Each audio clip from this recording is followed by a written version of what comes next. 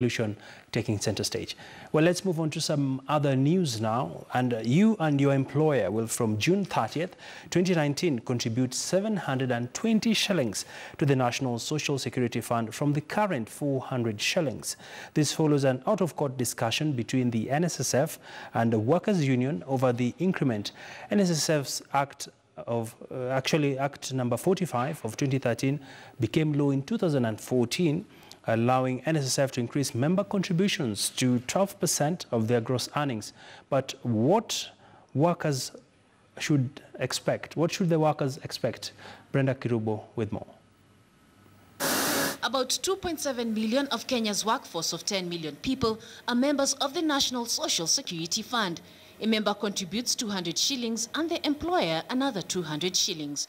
That is set to change as NSSF moves to introduce a percentage system that will see members contribute 6% and employers another 6%. The Act aims to spike the contributions from 400 to about 720 progressively over 5 years, and also to make a clean break with the provident aspect of the fund and make it purely a pension fund. So this is how it works. The maximum contributions for employees earning a minimum wage of 18,000 shillings will be 2,160, which will be split into two to be paid by the employer and employee, with each paying 1,080 shillings. The lower earnings will limit it to 6,000 shillings. This will be phased out in 5 years. A person earning 18,000 shillings and above falls under the Tier 2 income gap and will have a limit of 144,026 shillings. Kenya is among the highest number of countries that are known to have a post-retirement poverty rate globally, and we therefore hope that in the interest of the workers, we will be able to engage in the next few weeks to have this act unlocked.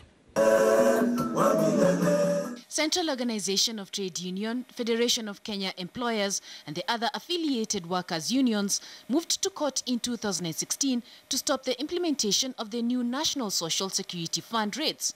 The unions claimed that some sections of the 2013 NSSF Act are unconstitutional and inconsistent with the Constitution.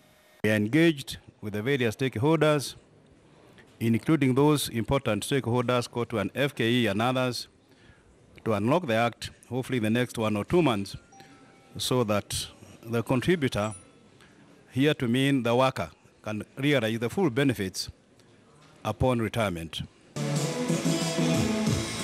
Despite past cases of embezzlement of funds at the NSSF, the decision to go cashless may see NSSF grow its members from the current 2.7 million to 3 million by the end of the year, as well as reduce pilferage of savings in the long run.